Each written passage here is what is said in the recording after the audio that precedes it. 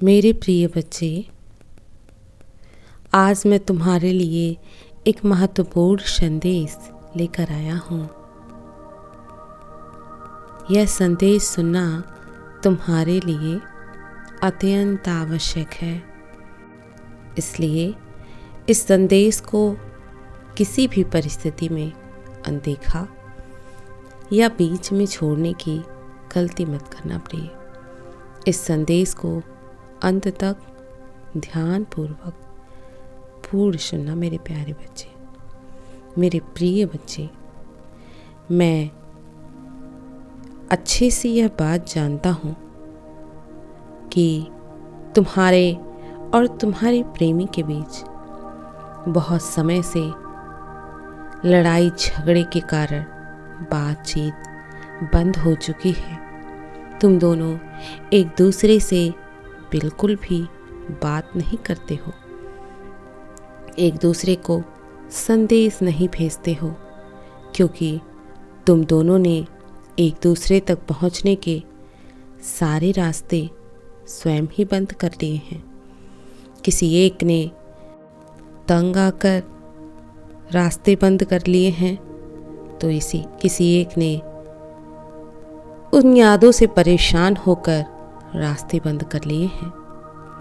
और अब तुम दोनों ही एकदम से खामोश होकर बैठ चुके हो, एक दूसरे से मिलना भी नहीं चाहते हो, बहुत दूर दूर रह रहे हो। तुम उसके द्वारा कुछ भी की गई चीज़ों पर ध्यान नहीं दे रहे हो, उसकी किसी भी क्रिया पर ध्यान नहीं दे रहे हो, और ना ही वह तुम्हारी किसी भी क्रिया पर ध्यान दे रहा है। तुम दोनों एक दूसरे का इंतजार तो करते हो, किंतु मेरे प्रिय, तुम दोनों एक दूसरे से रूठ कर बैठे हो, एक दूसरे की शक्ल नहीं देखना चाहते हो, एक दूसरे से इतना नाराज हो कि बात भी नहीं कर रहे हो। इतना ज़्यादा लड़ाई झगड़ा तुम्हारे बीच हो गया है कि तुम लोग इसी में उलझ कर रह गए हो, और तुम दोनों कुछ चैन भी नहीं है, एक दूसरे के बारे में जानने की कोशिश भी नहीं करते हो मेरे प्रिय, किंतु परेशान हमेशा रहते हो उसी के बारे में सोचकर। और तुम दोनों भी इस स्थिति से निकलना चाहते हो, किंतु निकल नहीं पा रहे हो मेरे प्रिय। मेरे बच्चे, क्या तुम्हें जरा भी पता है कि तुम्हारे बीच में इतनी दूरियां आखिर क्यों बढ़ गई, क्यों इतनी दूरियां आ गई? मेरे बच्चे, कोई एक इंतजार करता रह गया कि तुम उससे बात करोगे, या तुम ही इंतजार करते रह गए कि वह तुमसे बात करेगा, और दूसरा मौज मस्ती में अपना जीवन व्यतीत कर रहा था, उसे तो तुम्हारी पड़ी ही नहीं थी, और तुम उसका हमेशा इंतजार करते थे। वह तुमसे वादे नहीं करता तो तुम शायद इंतजार नहीं करते, किंतु वह तुमसे वादे कर देता था कि मैं अभी आ रहा हूँ, मैं अभी तुमसे बात करता हूँ, मैं अभी तुम्हें बताता हूँ, मैं अभी तुम्हारे लिए यह करता हूँ। किंतु दोबारा पूछने पर वह उन सारी बातों को टाल देता था, क्योंकि उसे कुछ भी याद नहीं रहता था। वह ऐसा ही बोलकर आगे बढ़ जाया करता था कि मैं भूल गया था, मुझे याद नहीं। मेरे बच्चे, जब कोई ऐसा बोलने लग जाए रिश्ते में तो कितनी तकलीफ होती है, यह मैं समझ सकता हूँ मेरे प्रिय। तुम्हारे प्रेमी ने तुम्हें अनदेखा करना शुरू कर दिया, इस रिश्ते में किसी भी प्रकार का प्रयास करना बंद कर दिया, क्योंकि वह जानता था कि अब वह तुम्हें पा चुका है। अब तुम्हारे लिए प्रयास करने का क्या फ़ायदा? तुम तो उसके हो चुके हो, अब वह तुम्हारे लिए प्रयास करने नहीं चाहेगा, क्योंकि उसे पता था कि तुम उसके पास हमेशा रहोगे, चाहे वह तुम्हारे लिए प्रयास करे या ना करे, तुम्हारे लिए कुछ करे या ना करे, तुम्हें खास महसूस कराए या ना कराए। तुम तो हर पल उसी का गुणगान गाओगे, उसका साथ कभी नहीं छोड़ोगे, क्योंकि वह तुम्हें भांप चुका था मेरे प्रिय। इसीलिए उसे किसी प्रकार का कोई फर्क नहीं पड़ता था तुम उसके जीवन में रहो या ना रहो।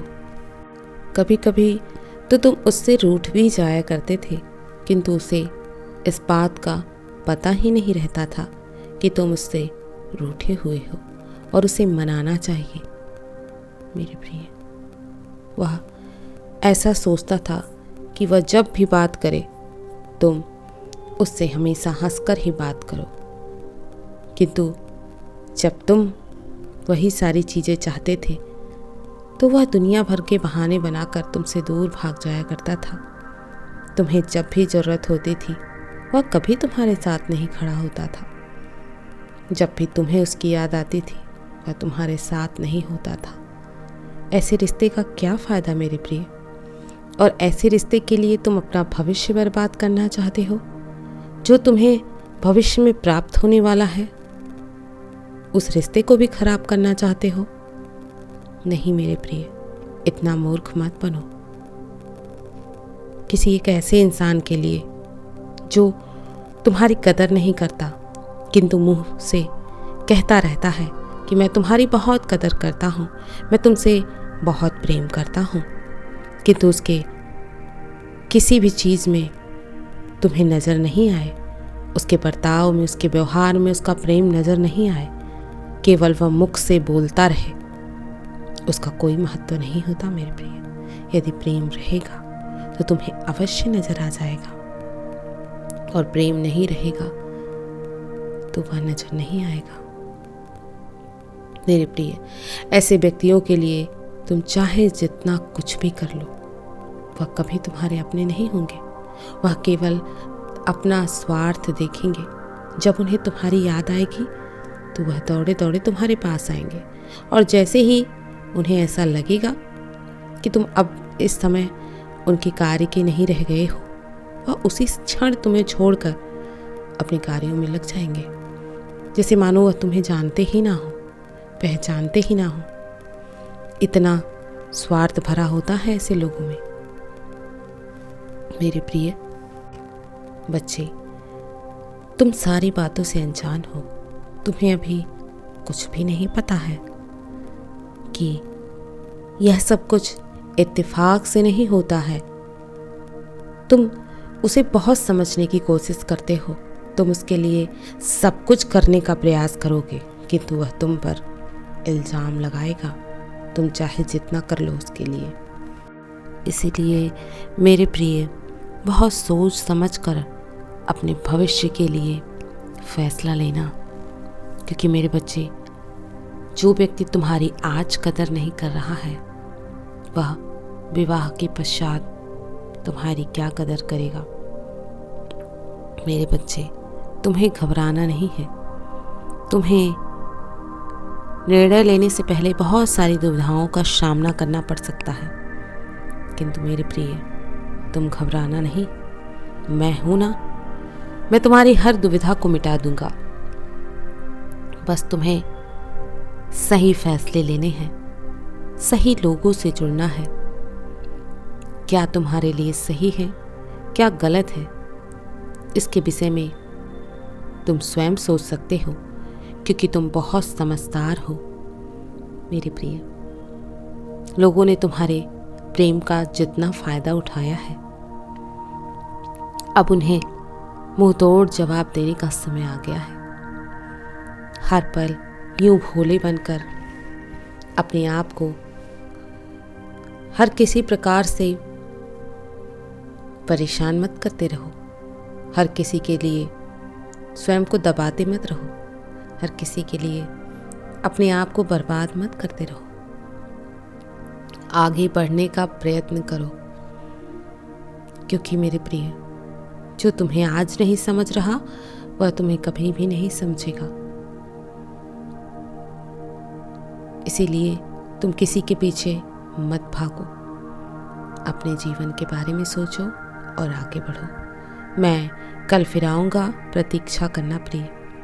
यदि तुम कल भी मेरा संदेश सुनना चाहते हो तो अभी यस टाइप करो। सदैव खुश रहो, कल्याण हो तुम्हारा। ओम नमः शिवाय। शुभ रात्रि।